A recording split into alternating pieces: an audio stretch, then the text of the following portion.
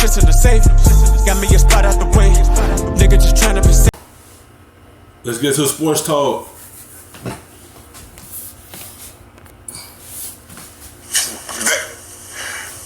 Skip, you and I have been talking about this since it first happened. And I've said that Cap wanted to play. Cap wanted an opportunity. And I said the teams that brought Cap in, they talked about, Cap, you're doing this. I mean, what are you thinking? And nobody asked him to put anything on the board. Nobody asked him to go throw passes. Nobody asked him to watch tape. That didn't happen. They bringing guys out of retirement that's been retired 2 years, 3 years, guys that have been cut, bringing all those guys back. Nobody's called Cap. They're not going to call him because what he did, he kneeled for the rights. And they're not going to give you the job. They looking at, we pay you millions of dollars to play for us. We don't want you to stand up for yourself. We control your money. And we pay you that money not to do that. We pay you that money to go on the field and do that. Since he did that, they blackballed him. They ain't gonna let him back in the league because what he did. Because he stand up for what he believe in. And they try to throw it in and say he disrespecting the veterans. He wasn't doing that for the veterans. He was doing what was going on in the streets with the police officers. And he kneeled and it got him blackballed from the league. How you have 18 touchdowns and 2 picks before you got banned from the league? They looking at it as, we pay you, you do what we say. Since you ain't do that, we just gonna blackball you from the league. They can reach out to the teams, but they gonna get a lot of veterans over him. They feel like if we let him back in the league, he's gonna do the same thing. And which he probably will. Cause he's standing up for what's going on around him. And they don't want you to stand up for what you believe in.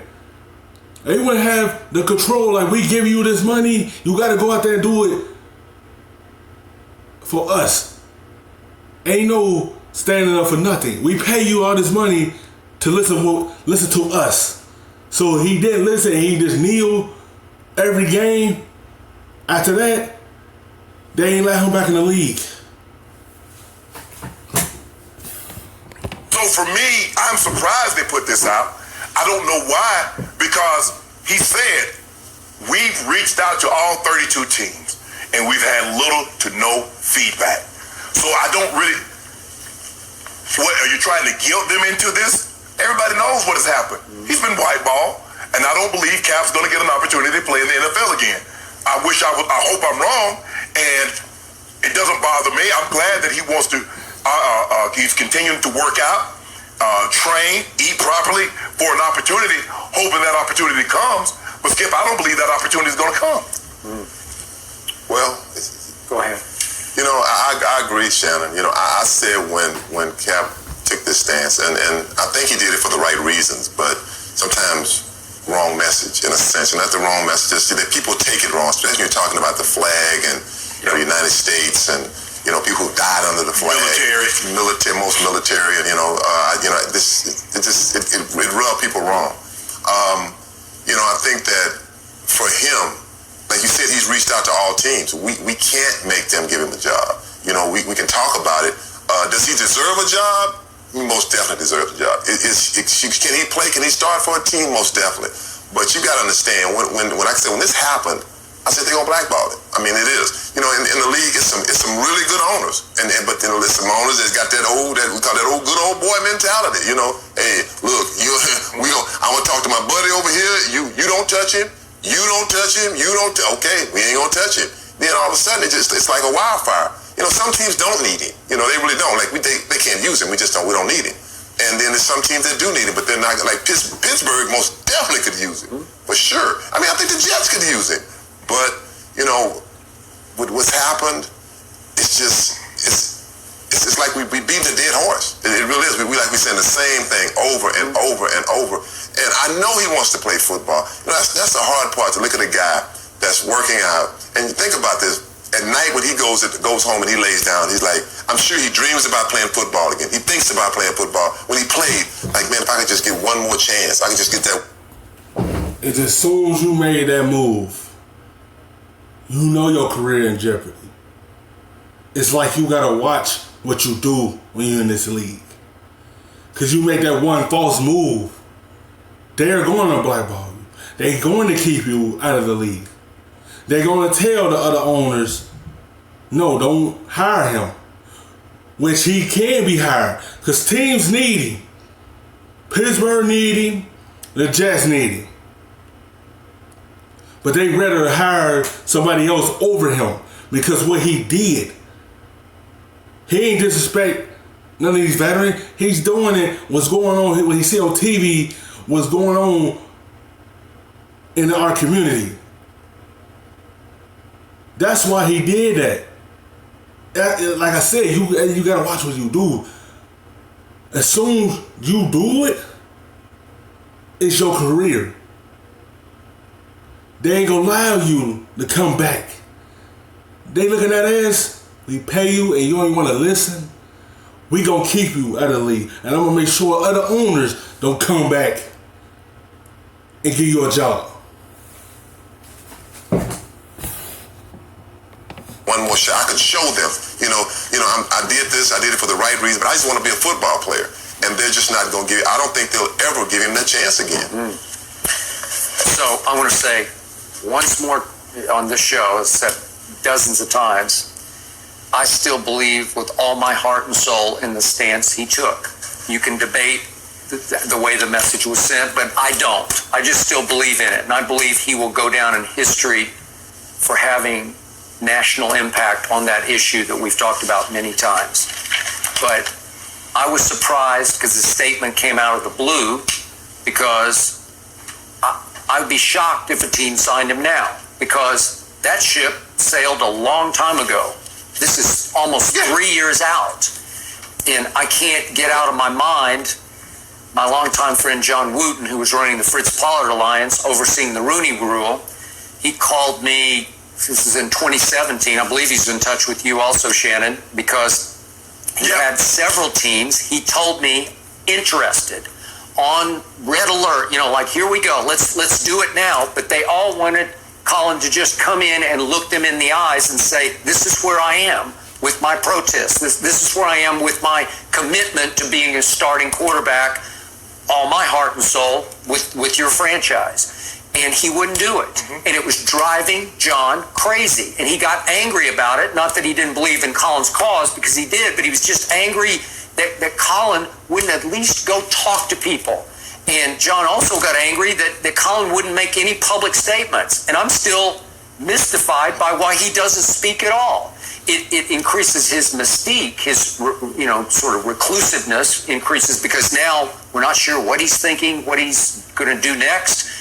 But in the big picture, you're enhancing your martyr status by releasing this, because you're reminding everybody, oh, he's still out. He still doesn't have a job.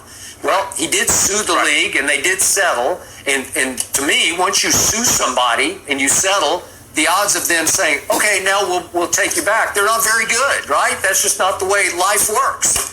So, again, go ahead. And even though Eric Reed took that stance with him, alongside him, Eric Reed somehow got, he's okay. Yeah. Colin Kaepernick is really the face of this movement. He's the guy that when you bring up his name, that's the first thing you think. Sure. And unless you really, really follow football and really, really follow this closely, then you're like, okay, well, Eric Reed did that also. But it's really Colin Kaepernick. Skip, people forget it was a retired United States Marines Corps. Yeah. Nate Boyer. Yes. Told Colin Kaepernick after meeting with him, said the most respectful thing you can do to the flag is to take a knee. Not sit. Take the knee. That's what Colin Kaepernick did. And again, Skip, you mentioned he hasn't spoken. That's what I'm saying. Someone from the Marines is telling you to take the knee and not sit, and that's what you did?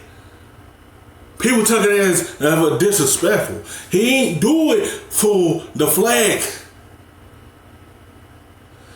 He doing it for justice for the blacks around the world.